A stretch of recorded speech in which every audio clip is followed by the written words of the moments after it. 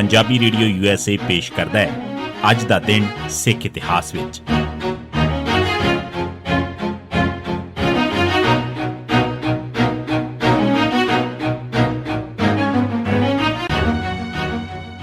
ਸਿੱਖ ਇਤਿਹਾਸ ਦੀਆਂ ਘਟਨਾਵਾਂ 'ਚ 28 ਜੂਨ ਦਾ ਦਿਨ। 1839 ਰਣਜੀਤ ਸਿੰਘ ਦਾ ਸੰਸਕਾਰ, 4 ਰਾਣੀਆਂ ਸਤੀ ਹੋਈਆਂ। 27 ਜੂਨ ਦੇ ਦਿਨ ਮਹਾਰਾਜਾ ਰਣਜੀਤ ਸਿੰਘ ਦੀ ਮੌਤ ਹੋਈ ਸੀ। ਉਸ ਦਾ ਸੰਸਕਾਰ ਅਗਲੇ ਦਿਨ 28 ਜੂਨ ਨੂੰ ਕੀਤਾ ਗਿਆ। ਇਹਨਾਂ ਵਿੱਚ 2 ਹਿੰਦੂ ਰਾਣੀਆਂ ਤੇ 2 ਸਿੱਖ ਰਾਣੀਆਂ ਸਨ। ਹਿੰਦੂ ਰਾਣੀਆਂ ਸਨ ਕਟੋਚਨ ਤੇ ਹਰੀ ਦੇਵੀ, ਤੇ ਸਿੱਖ ਰਾਣੀਆਂ ਸਨ ਰਾਜ ਕੌਰ ਤੇ ਈਸ਼ਰ ਕੌਰ।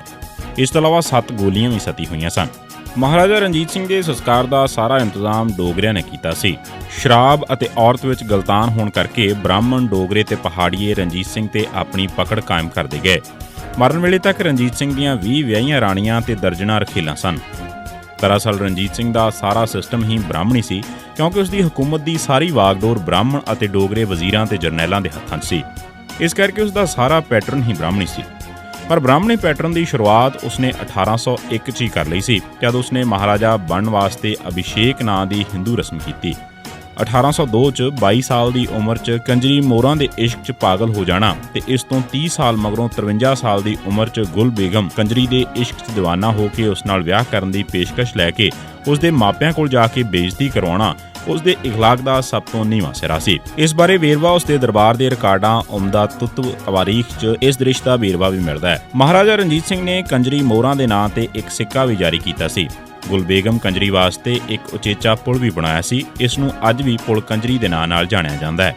ਕੁੱਲ ਮਿਲਾ ਕੇ ਰਣਜੀਤ ਸਿੰਘ ਦੀ ਹਕੂਮਤ ਦਾ ਢਾਂਚਾ, ਜਿਸ 'ਚ ਟਾਵਾਂ-ਟਾਵਾਂ ਮੁਸਲਮਾਨ ਤਾਂ ਦਿਸਦਾ ਸੀ, ਪਰ ਕੋਈ ਵੀ ਸਿੱਖ ਕਿਤੇ ਵੀ ਨਜ਼ਰ ਨਹੀਂ ਸੀ ਆਉਂਦਾ। ਸਿੱਖਾਂ ਨੂੰ ਸਿਰਫ ਜੰਗ ਕਰਕੇ ਮਰਨ ਅਤੇ ਇਲਾਕੇ ਜਿੱਤ ਦੇਣ ਵਾਸਤੇ ਹੀ ਰੱਖਿਆ ਹੋਇਆ ਸੀ।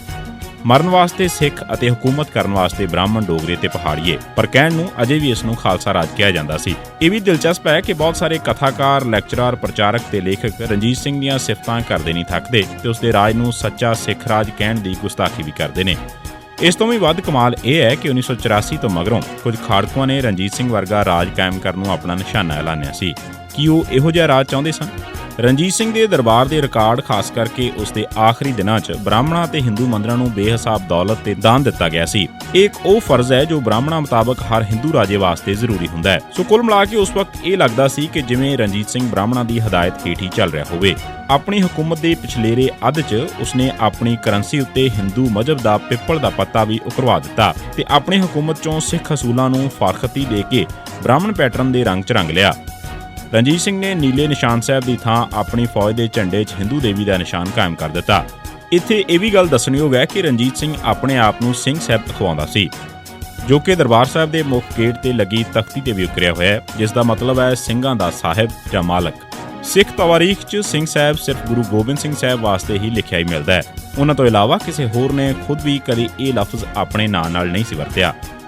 ਹਾਲਾਂਕਿ ਰਣਜੀਤ ਸਿੰਘ ਦੀ ਸ਼ਖਸੀਅਤ ਦੇ ਇਹ ਪੱਖ ਆਮ ਲੋਕਾਂ ਵਿੱਚ ਨਾ ਤਾਂ ਬਹੁਤੇ ਪ੍ਰਚਲਿਤ ਨੇ ਤੇ ਨਾ ਹੀ ਆਮ ਲੋਕ ਇਸ ਤੇ ਯਕੀਨ ਕਰਦੇ ਨੇ, ਪਰ ਇਹ ਵੀ ਗੱਲ ਸੱਚ ਹੈ ਕਿ ਮਹਾਰਾਜਾ ਰਣਜੀਤ ਸਿੰਘ ਨੇ ਜੋ ਸਿੱਖ ਰਾਜ ਕਾਇਮ ਕੀਤਾ, ਉਸ ਦੀ ਮਿਸਾਲ ਅੱਜ ਤੱਕ ਦੁਬਾਰਾ ਨਹੀਂ ਮਿਲਦੀ।